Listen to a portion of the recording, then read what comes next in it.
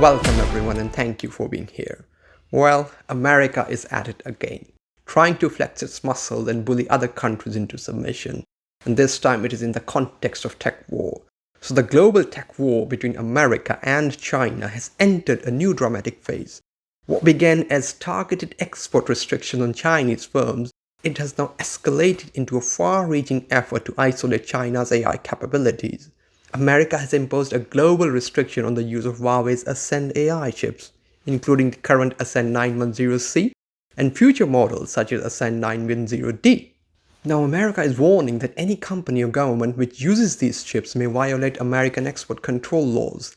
Now, Ascend AI chips are powerful processors that have emerged as a credible, low-cost alternative to American offerings like Nvidia's H100. So why America is restricting the use of Huawei's chips? I think at the center of this American policy shift is a growing concern that China is on track to surpass American dominance in AI infrastructure. The decision to globally restrict the use of Huawei's chips is deeply rooted in American mindset of imperialism and superiority. I think it is blatantly obvious that US wants to curb progress of other countries at the expense of its own hegemony.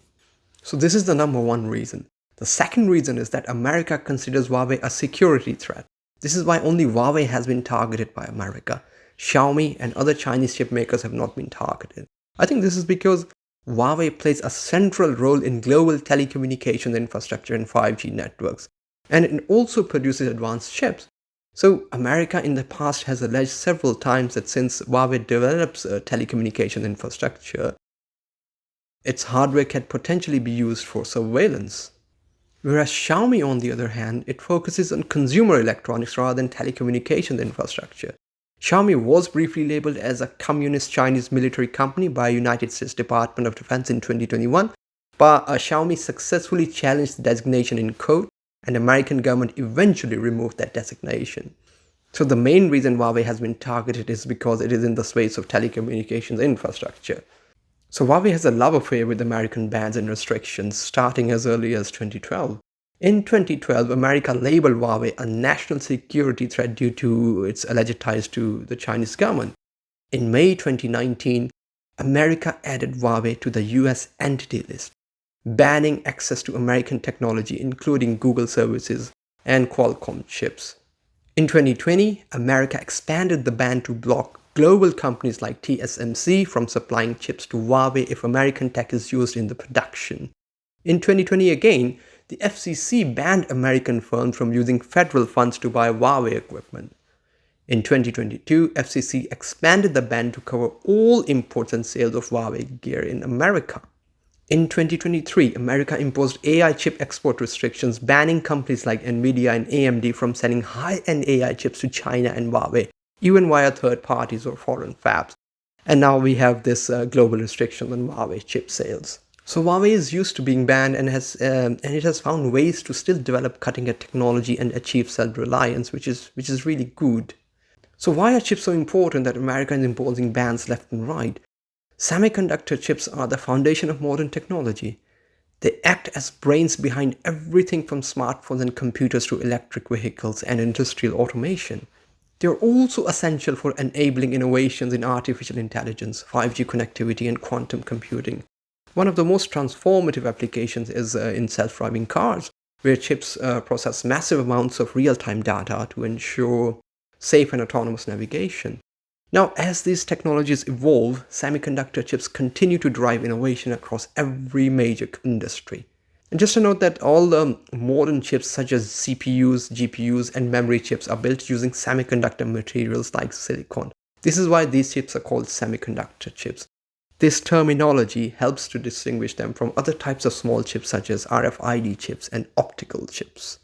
As I mentioned earlier, the broader strategic aim is to prevent the rise of a multipolar AI system.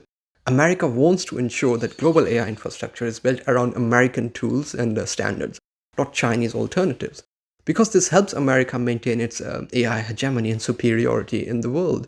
Now, the global semiconductor chip market size is around $601 billion. It's just massive, and America currently holds about 50% of that market, while the rest is shared between Asia and Europe.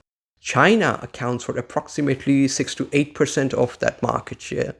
And this market is projected to grow at a compound annual growth rate of approximately 8% from 2024 to 2033. Now, this indicates that the growth would be around $1.3 trillion by 2033. Now, think for a moment. If global infrastructure is built around Chinese tools and standards rather than American standards, there would be severe financial ramifications for America. And these would span trade and tech dominance and long-term influence. For example, there will be loss of revenue for American tech firms as global markets they lean towards Chinese standards and adopt Chinese technology. There will also be a shift in IP and royalties and licensing fees to Chinese companies, reducing American earnings. There could be weakened dollar dominance as trade and finance move towards Chinese platforms using digital yuan. There could also be decline in innovation due to less funding for American R&D and global adoption of Chinese standards and Chinese tools. And there will be obviously job losses in high-tech American industries. And then there will be erosion of American geopolitical influence as China sets global tech and trade rules. And then definitely there will be reduced strategic leverage from American sanctions and export controls. So there is no secret that America considers China and Huawei as a potential security threat due to Huawei's alleged ties to the Chinese military. And there is a concern that Huawei's AI chips can be used in military systems and surveillance. However, this position is ironic given the fact that America's own history of global surveillance, including revelations of widespread spying on its own citizens. These Huawei's Ascend chips are rapidly closing the performance gap with Nvidia's top AI chips and at a much lower cost.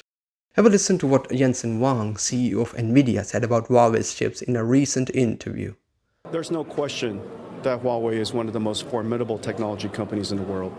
And they're incredible in computing, they're incredible in networking technology and software capabilities, all of the essential capabilities to advance AI. And they've made enormous progress in the last several years.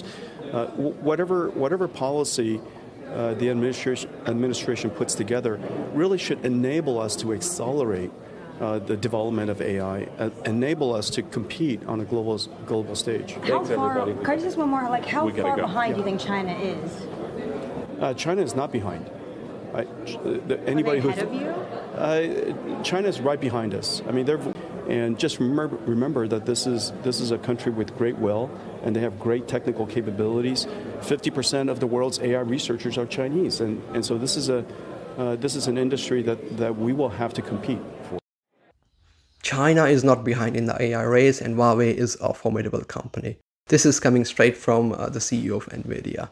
Now, all this remarkable technological progress poses a threat to American firms and could shift the global AI balance in China's favor. China is already a technological leader in EVs and renewable energy, and America knows very well that China is more than capable of surpassing it in AI race.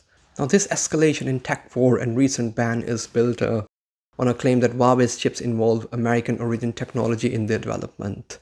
Even a minor use of American software during design or testing phase could make these chips subject to American export rules. Huawei's chips were developed using American origin EDA software from companies like Cadence, Synopsys, and Siemens. And under American export law, any product made using American tools, even abroad, it can fall under American legal jurisdiction. I mean, I would argue that this represents a form of digital colonialism, where America is extending its legal reach over the global tech ecosystem. It is trying to dictate what technologies other countries can or cannot adopt. This is a massive deterrent to progress, in my view. And if any country or company violates the American export rules by buying Chinese chips, then America can impose draconian bans on them. For example, it can sanction the companies and blacklist them from accessing American goods and services. America can also ban imports from the country, stifling their trade. In addition to that, America can cut off access to American financial systems, including dollar transactions, on which most of the world relies because American dollar is the de facto world currency. America can also block technology exports to country, disrupting its supply chains like it is already doing to China. So you may know that America has a semiconductor export ban on China, and despite that, China has done exceptionally well to advance its AI tech. America can also pressure allies to adopt similar bans, isolating that company or country diplomatically and economically. So in short, America can use its dominance in tech and finance world to enforce global compliance. Now, despite years of sanctions, Huawei has made impressive progress in AI hardware. Its Ascend 910C processor rivals Nvidia's A100 and H100 in performance at a lower cost. It is around 30 to 50% cheaper than Nvidia. Huawei shipped more than 700,000 of these chips in 2024 alone. And the next generation Ascend 920 is being positioned to match Nvidia's H20 chip in performance. I think it is expected to begin mass production later this year, so this is all really good news for Huawei. And Huawei's latest AI chips, they are designed for use in AI data centers, healthcare systems, smart city infrastructure, and industrial automation. So all the new technology will use these kind of advanced chips. And these chips support advanced AI workloads. These are being positioned as an affordable alternative to Nvidia in developing markets across Asia, Africa, and Latin America. And it is important to note that Huawei is investing a lot of money to build an independent ecosystem. I think it's going to spend $4.1 billion in the AI ecosystem by 2027. And what makes Huawei's strategy particularly potent is its building of hardware with a full tech stack, Harmony operating system, Mindspore AI framework, and its own cloud services. So Huawei is bundling everything together, and this creates an affordable alternative to American platforms. Now, this global restriction policy of Huawei chips, it recalls Cold War era restrictions like the Qualcomm export control system, which blocked Western tech exports to the Soviet Union. Qualcomm stands for the Coordinating Committee for Multilateral Export Controls. It was established in 1949.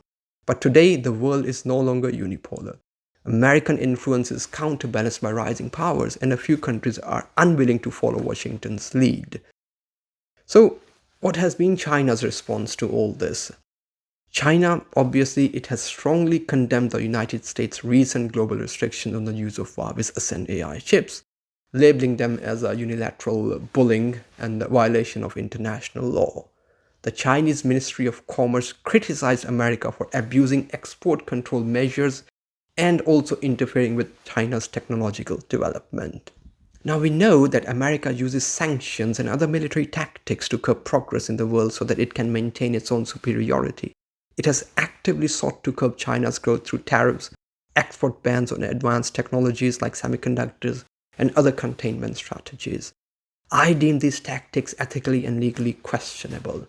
I think this American containment strategy against China, it has been partially successful in the past. It has definitely slowed China's access to advanced technologies like extreme ultraviolet lithography and cutting-edge AI chips. It has also forced Chinese firms to decouple from key American suppliers. While these measures obviously disrupted supply chain for China, Chinese companies like Huawei and SMIC, they managed to find workarounds, producing competitive 5nm and 7nm chips and AI processors.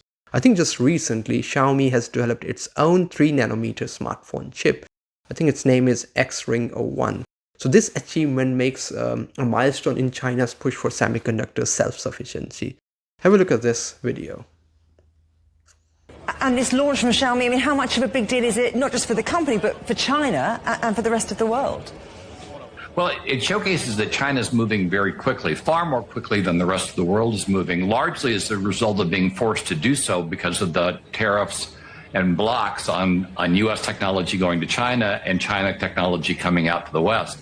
That has driven China to over-execute, if you can use that as a term, and the end result is across a number, and your coverage covered a lot of this, across a number of areas, from automotive to computers.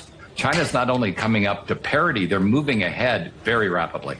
So what you're saying is that we're seeing a potential shift in global chip manufacturing power dynamics. We are. The only thing that's limiting that shift are the barriers to moving technology between China and the West, largely sponsored by the U.S. But as the U.S.'s influence has waned, China's has increased, and those blockades aren't going to last much longer. It's interesting, isn't it? You talk about those blockades. You know, Nvidia's boss saying that those U.S. curbs on chip exports that were meant to hurt China are actually going to hurt the US more. What's your take? I agree. That what this has done is driven the Chinese government to fix their lack of competitiveness in these technologies. Rather than buying from the U.S., they're building their own with massive financial backing, and they've closed gaps that people thought were unclosable in a matter of months. So it's frightening how quick they're going, and it's also frightening how little concern the West seems to have at the moment.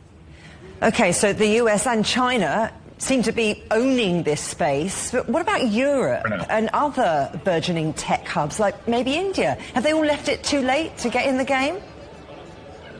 Possibly. The sheer momentum that China is showing makes it very difficult without similar levels of government funding for anybody else to catch up, and Western governments just haven't been all that interested in funding development efforts like this. So right now, it's China's government is actually driving a level of development and advancement that the other countries appear to be unwilling to match, and that's problematic. So I think in many ways, the sanctions have accelerated China's push for self-sufficiency, fueling massive state-led investment in innovation. It is already a global leader in renewables and EVs, and now it wants to become a global leader in AI infrastructure also. And I think this is very likely to happen now. Rather than containing Huawei, the American policy may be further catalyzing a parallel Chinese-led tech ecosystem. And because for many countries, especially in the global south, Huawei's offering, I think it's simply too affordable to ignore. The global south includes countries in Africa, Latin America, South and Southeast Asia, and the Middle East, and parts of Oceania that are generally considered developing or emerging economies. So America is effectively forcing countries to make a geopolitical decision. It is telling them to adopt Chinese AI solutions and risk American sanctions, or align with America and pay more. So sort of like a mafia type of extortion. China has earmarked hundreds of billions of dollars for its semiconductor industry. China is also partnering with ASEAN countries and reducing its reliance on America for trading. I made a recent video on China's economic resilience where I talk about China's remarkable progress despite significant challenges. You might find it useful. The link is in the description of this video. I think China sees all these bans not as roadblocks, but as fuel for long-term independence in AI and tech infrastructure. In October 2023, when America imposed a ban that barred Nvidia from selling its high-end AI chips, including the A100 and H100 to China, it resulted in significant revenue losses. These losses are estimated at billions of dollars. China had previously accounted for around 25% of Nvidia's data center business, and all this Chinese market now is being overtaken by Huawei and other domestic competitors. So this highlights how export restrictions can inadvertently harm American companies also. Have a listen to Jensen Huang again on the loss of Chinese market. We took a huge write-off, about $5.5 billion. China is a very large market. It's probably going to be a $50 billion AI market in a couple of 2-3 years. It would be a tremendous loss not to be able to address it as an American company. It's going to bring back revenue, it's going to bring back taxes, it's going to create lots of jobs here in the United States. We have already started to see the impact of America's global restrictions on the use of Huawei's chips. On 19th of May, Malaysian Deputy Minister of Communications Teo Ni Ching said in a speech that Malaysia would become the first country outside of China to deploy Huawei's Ascend AI chips. It would use 3,000 GPUs as part of a national AI infrastructure project. Now, this AI project is called Strategic Artificial Intelligence Infrastructure. It would use China's DeepSeek language model. However, just a day later, on 20th of May, Malaysia's Ministry of Communications retracted the statement, clarifying that the initiative was not government-backed, coordinated, or part of any official national plan. So this sudden reversal came amid growing American pressure and scrutiny. Huawei also stated that it had not sold any Ascend chips to Malaysia. Now, this backtracking by Malaysia underscores the geopolitical tensions influencing AI adoption. So what does this all mean? I think some countries, they will refrain from adopting Chinese technology, while some will use it. I think this will give rise to a fragmented global tech landscape as some countries turn to Chinese AI infrastructure. They may be adopting Chinese AI tech either for cost, availability, or for political alignment. So there are two clear systems now. American-centric system, which is based on Nvidia, Intel, Microsoft, and other American companies, and then the China-centric system, which is powered by Huawei chips, Harmony OS, Pengu AI, and domestic cloud platforms. Now, this fragmentation will also extend into finance, software standards, and digital governance. And I think it undermines the long-standing American leverage over global infrastructure and data systems. I think as of now, to my knowledge, no company outside of China has officially adopted Huawei's Ascend AI chips. Now, I would like to talk a bit about the anti-China rhetoric and how American fear over China's economic rise dictates America's decision to impose global restriction on Huawei chips. Now, we know that anti-China sentiment is nothing new in America. It has been a growing theme in American policy for several decades. I think America sees China as its biggest economic rival due to China's rapid economic growth and its technological advancements and expanding global influence. China has successfully challenged America in key areas like manufacturing, trade, and emerging technologies such as EV, renewables, 5G, and AI. So this chest puffery against China is sort of a popular trend in America. Listen to what Steve Bannon, former White House chief strategist, said in a 2019 interview with CNBC. He claimed that America was at war with China. This thing of a trade war, they've been in a trade war with us for 25 or 30 years. We're at war with China. Ray Dalio he tweeted it the other day. We're at war with China. There's three types of war. The Chinese look at it. Information war, economic war, and guns up, kinetic war. Been at economic war with us for 25 years. And that war is an economic war. This is what he still believes based on his recent interviews. In January 2011, Trump called China as an enemy and said that Chinese are not friends and they do not understand niceness. William Barr, former American Attorney General, gave a speech in 2020 in which he described China as engaging in an economic blitzkrieg. He characterized this as an aggressive, orchestrated whole-of-government campaign to seize the commanding heights of the global economy.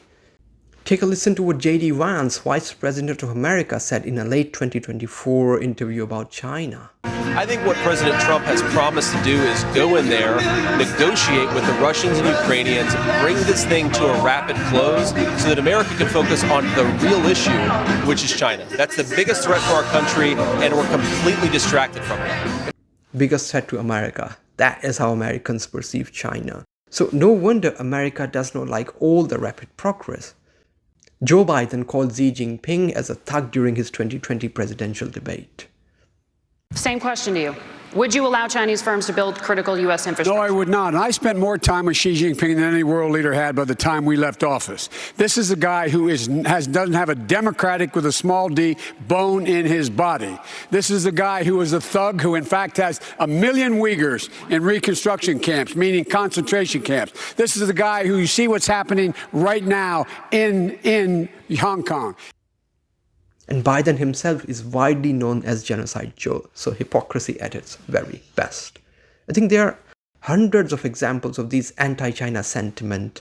In July 2022, New York Times wrote that both the Trump and Biden administrations have had to grapple with the question of how to maintain America's global dominance at a time when it appears in decline.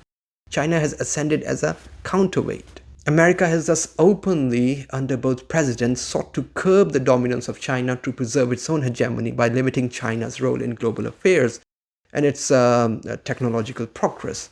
And this is exactly what America wants to achieve by imposing restrictions on Chinese companies. Note that this desire to maintain American global domination is treated as a perfectly legitimate and benign aspiration. The so-called China threat is well articulated by former Australian Prime Minister Paul Keating. He argued that China's mere existence as a rising power is perceived as a threat by America. Keating further said that China's mere existence is an affront to America. He made this point in the context of Australian foreign policy. He criticized Australia's subservient attitude, which follows American strategic interest, even when doing so does not serve Australia's own national interest.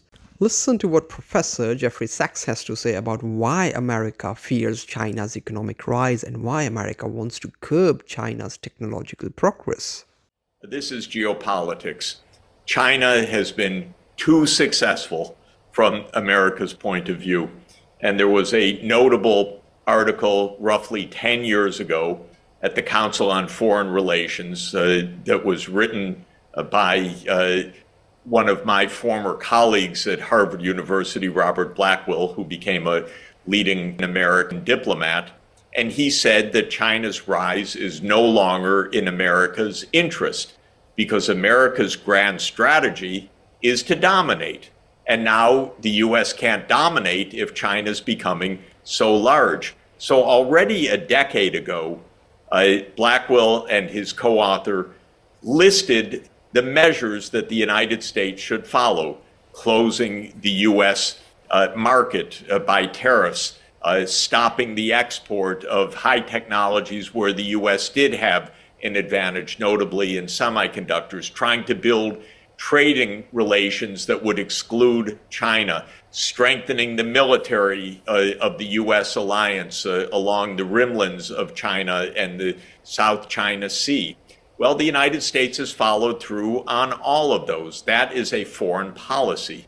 It also uses a kind of infowar to try to cast aspersions on China. And then when the U.S. actively stops the trade with China, discourages American and other companies from investing in China, blocks high technology going to China, then it points a finger to China and says, aha, you see, your system isn't working.